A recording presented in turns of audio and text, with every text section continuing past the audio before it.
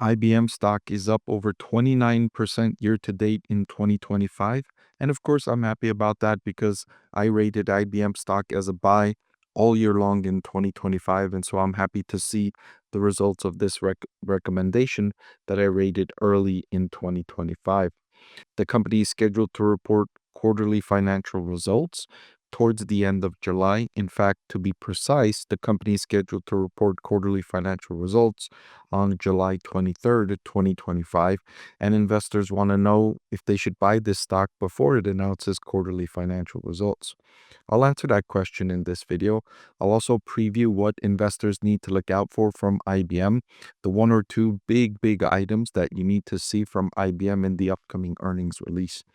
I'll also share with you my proprietary discounted cash flow valuation model. That's the same valuation model that calculated this stock was undervalued to begin 2025. I'll share with you my calculation of this stock right now and whether or not it looks undervalued at the current market prices. And then, of course, I'll answer that question if I think you should buy before or after earnings, or if you should be buying this stock at all. I want to thank the Motley Fool for sponsoring this video. Visit fool.com/Parkev for the 10 best stocks to buy now. So IBM last updated investors on April 23rd, 2025.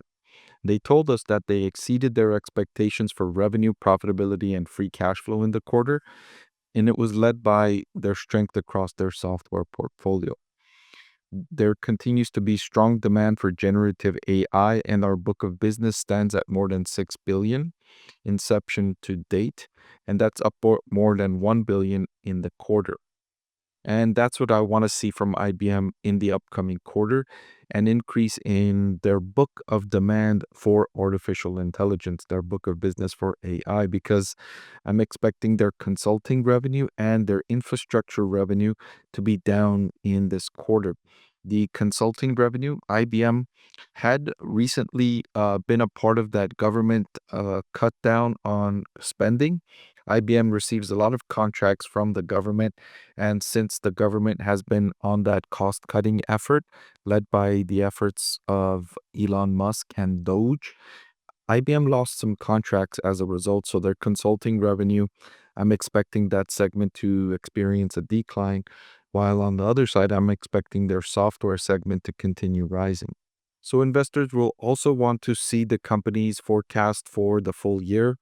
In that most recent update, the management team said that they expect full year revenue growth of at least 5%, and the company continues to expect free cash flow of around 13.5 billion for the year. When IBM reports its quarterly results, you want to see them reiterate these forecasts. There's been a few offsetting forces since the company updated investors. There's been the cost-cutting efforts by the government, which will hurt IBM's consulting business. And on the flip side, there's been soaring demand for artificial intelligence, even more so than 3 months ago. We've seen companies continue to report better than expected results from their AI segments, while other segments continue to be mixed, right? But artificial intelligence continues to boom, and spending in that category continues to increase. I will say that spending in that category is likely to experience a positive tailwind as a result of some of the current administration's policies, including the crackdown on immigration and the increase in tariffs, all of which are likely to increase the wages for employees and also create shortages of employees. So companies are going to look to artificial intelligence to mitigate some of those challenges, right? If you've gone through, I just went through a drive-through of a Panda Express, and the drive-through took my order without an individual. It was all automated, right? And so I expect to see more of that. And then next to my university where I teach at, the McDonald's has implemented kiosks to replace cashiers. So fewer cashiers taking orders, more kiosks taking orders, right? So I'm expecting to see more of those kinds of decisions from companies using technology to mitigate the impacts of labor shortages and rising costs of labor. IBM is in a position to benefit from that trend as it's helping businesses incorporate artificial intelligence into their enterprises. So I mentioned I would share with you my proprietary discounted cash flow valuation calculation for IBM stock. While I'm not going to go through a detailed breakdown of each step-by-step uh, calculation in this figure, I will say that there are dozens of these kinds of videos available for channel members if you're interested in seeing these detailed step-by-step breakdowns. I'll just talk to you about the outcome of this calculation, which in my opinion, IBM stock is worth $342 today. That's the outcome of this calculation. The current market price is $284. So the stock looks undervalued according to my DCF calculation. Now, when I go to fiscal.ai, which is my preferred data source, and there's a link in the description if you want charts like these, IBM's forward price to earnings at 25 looks a little bit stretched. So this is the highest the valuation has been since the start of 2025, where it was trading at a forward PE of around 20. So the valuation has increased by about 25% since the beginning of the year.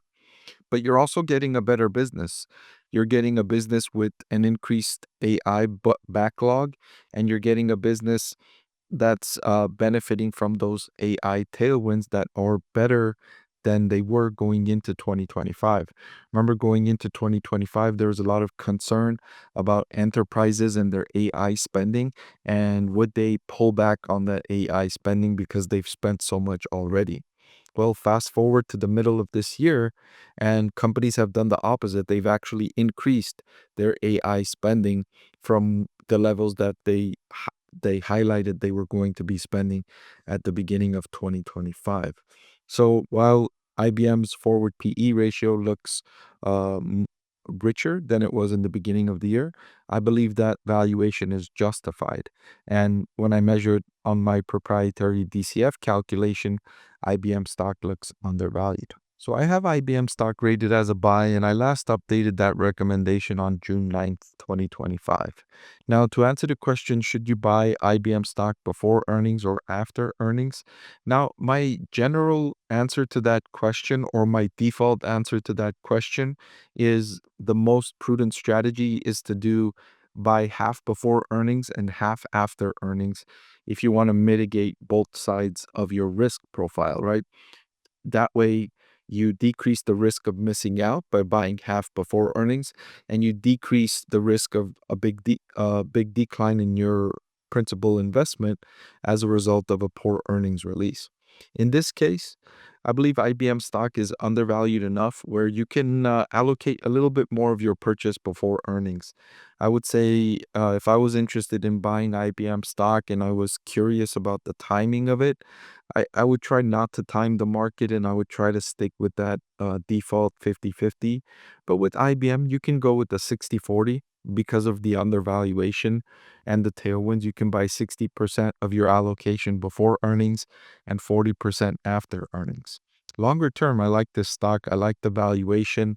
I would uh, I would think it's a good idea to accumulate IBM stock while it's at these valuations. And my most prudent way to accumulate is with a investing allocation on a regular basis, like buy IBM stock every 2 weeks or every month or every quarter.